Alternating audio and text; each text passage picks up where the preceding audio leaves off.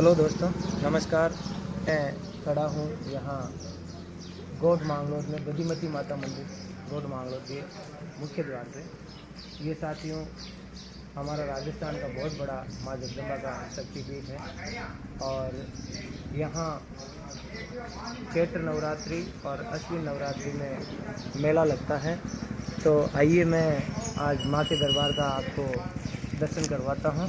मेरे साथ साथ आप भी आइए। के मंदिर का मुख्य द्वार प्रवेश होते ही चारों ओर ये प्राचीन काल से बनी हुई इमारत है। यहाँ देखिए बहुत ही अच्छा दृश्य है इस मंदिर प्रांगण का।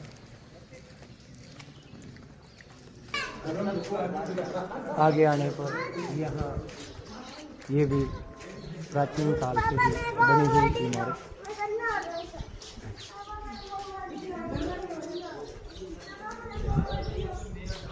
इधर भगवान गजानंद और भगवान शंकर का मंदिर, सामने हनुमान जी का मंदिर और इसके बाद मुख्य मंदिर में प्रवेश का मुख्य द्वार। अभी भी ये कुछ भी परिवर्तित नहीं है, प्राचीन काल से ही जैसा मंदिर बना हुआ था वैसा ही है। इस दरवाजे को सूरज पोल कहते हैं क्योंकि ये सूर्य के सामने ही खुलता है, इसलिए इसका नाम सूरज पोल है।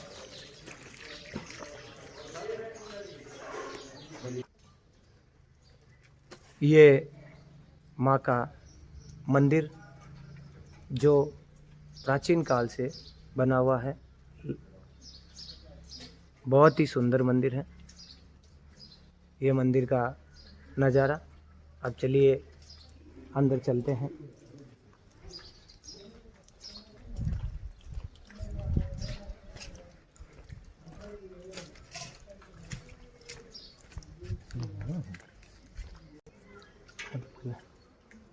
ये मुख्य मंदिर का मुख्य दरवाज़ा, इससे हम मंदिर प्रांगण में प्रवेश करते हुए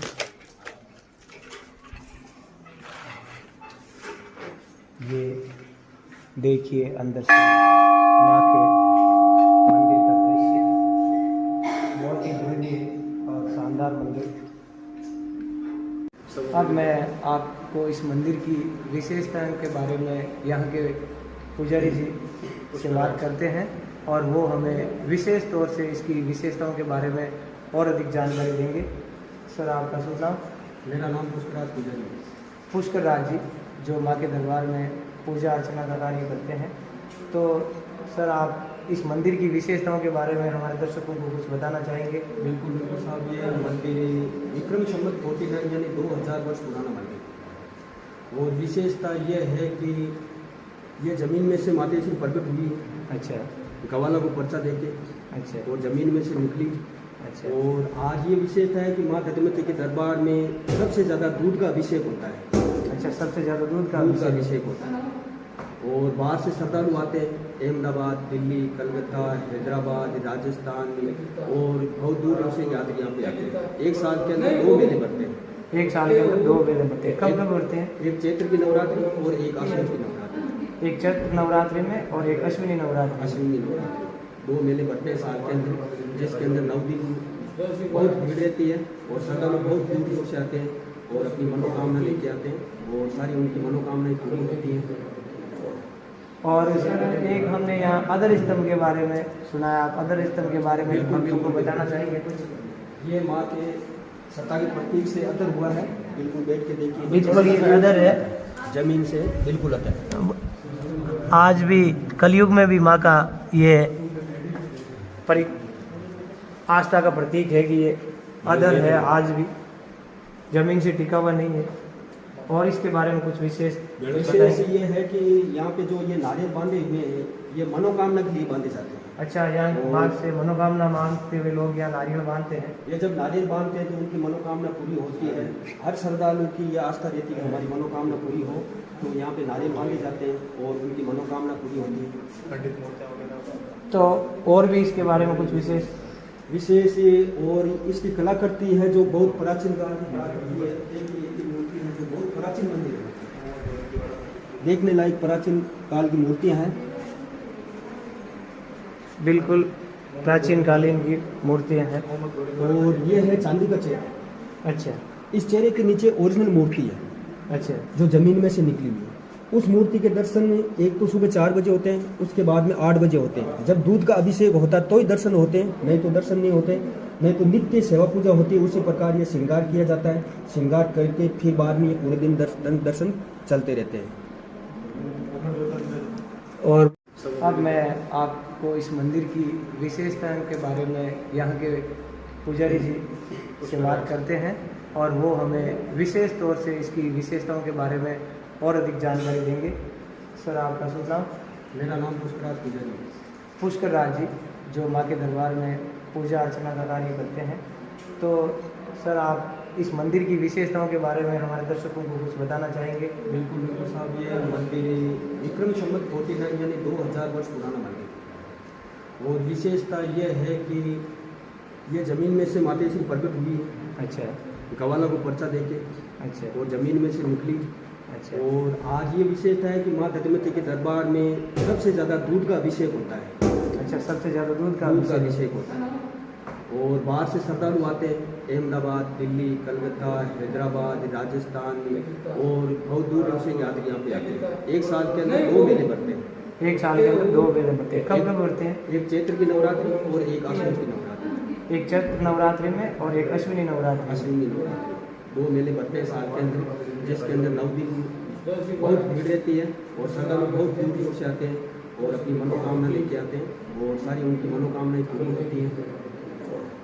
और सर एक हमने यहाँ अदर स्तंभ के बारे में सुना है, आप अदर स्तंभ के बारे में हमको बताना चाहेंगे कुछ?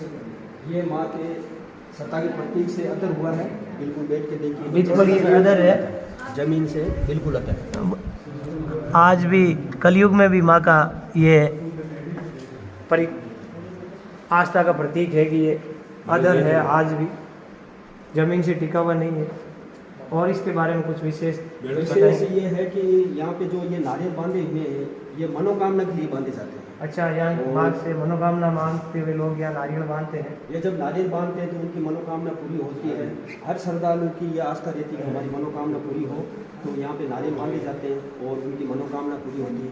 पंडित मूर्तियाँ वगैरह। तो और भी इसके बारे में कुछ विशेष और इसकी कलाकृति है जो बहुत प्राचीन काल की कलाकृति है। एक मूर्ति है जो बहुत प्राचीन मंदिर है, देखने लायक प्राचीन काल की मूर्तियां हैं।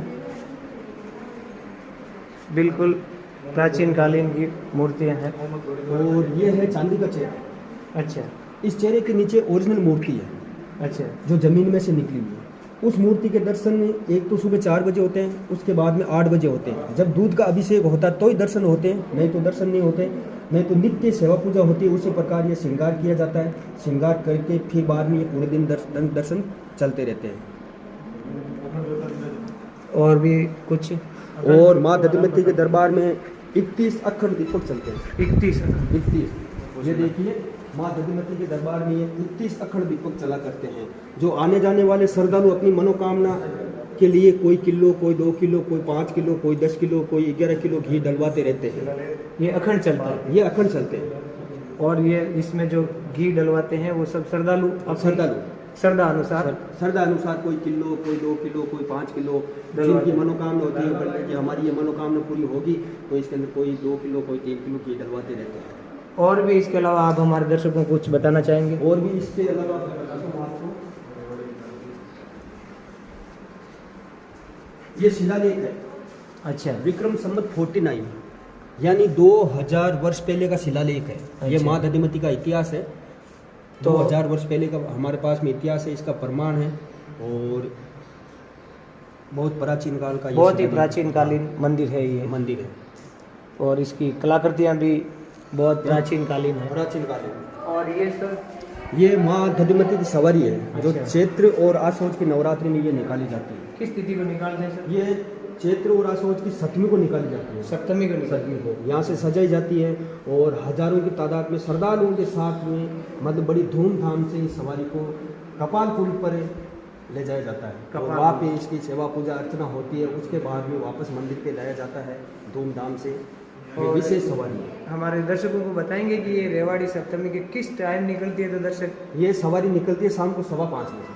5:15 बजे। हाँ, 5:15 बजे, और बैंड बाजों के साथ में और बग्गी के साथ में बहुत धूमधाम से निकाली जाती है। धूमधाम से माँ की सवारी निकाली निकाली जाती जाती है। तो धन्यवाद पुष्कर जी आपको कि आपने साथ ही में बताया, इन्होंने पुष्कर जी ने, कि ये बहुत ही प्राचीन 2000 साल पुराना मंदिर है और मंदिर के गर्भगृह में माँ विराजमान है। इसके अलावा इन्होंने यहाँ के मंदिर की सबसे बड़ी विशेषता है, आज के युग में भी अधर स्तंभ जो जमीन से टिका हुआ नहीं है, जमीन से अधर है वो, और यहाँ हमेशा दर्शन के लिए ये मंदिर खुला रहता है। लेकिन चैत्र नवरात्रि और अश्विन नवरात्रि में विशेषकर यहाँ मेले लगते हैं और बहुत बड़ा मेला लगता है, जहाँ से दूर दूर से, राजस्थान से ही नहीं, राजस्थान के अलावा अन्य राज्यों से भी श्रद्धालु यहाँ दर्शनार्थ आते हैं। और जो आते हैं उनके ठहरने के लिए यहाँ बहुत अच्छी व्यवस्थाएं की गई है। और इसके अलावा पुष्कर राज जी ने बताया कि सप्तमी के दिन माँ की रेवाड़ी निकलती है, जो शाम को 5 बजे बड़े धूमधाम से मंदिर प्रांगण से शुरू होकर कपालकुंड तक जाती है, जिसमें भक्तों का सैलाब उमड़ता है। तो मेरी आप सभी से गुजारिश है कि नवरात्रि में सप्तमी के दिन शाम को यदि यथासंभव आप आ सकते हैं तो इस रेवाड़ी के दर्शन अवश्य करें। और इस मंदिर की जितनी भी कलाकृति है वो सब प्राचीन कालीन है और अभी भी उसी अवस्था में मंदिर है जिस अवस्था में इसका निर्माण हुआ था। बहुत बहुत धन्यवाद सर आपका। जय माता जी, जय माता जी, जय माता जी की सभी को माँ दधिमती का बहुत बहुत आशीर्वाद, आपको और आपके पूरे परिवार को। और माँ दधिमती से विनती करता हूँ कि माँ दधिमती के दरबार में आप जरूर जरूर पधारें। माता की जय हो। और यहाँ सब भक्तगण माँ की सेवा में हर वक्त तत्पर हैं और इस मंदिर में भक्तों का भी तांता लगा रहता है। मेले में तो विशेष होता है, लेकिन हर वक्त माँ के दर्शनार्थ लोग आते रहते हैं। और ये शायद पश्चिमी राजस्थान का सबसे बड़ा शक्तिपीठ है।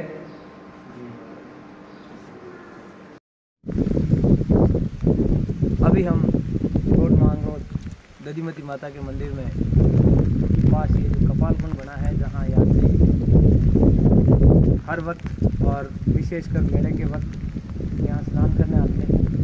और यहाँ पर हर नवरात्रि में माँ की रेवाड़ी निकाली जाती है और वो रेवाड़ी यहाँ मंदिर से यहाँ तक आती है।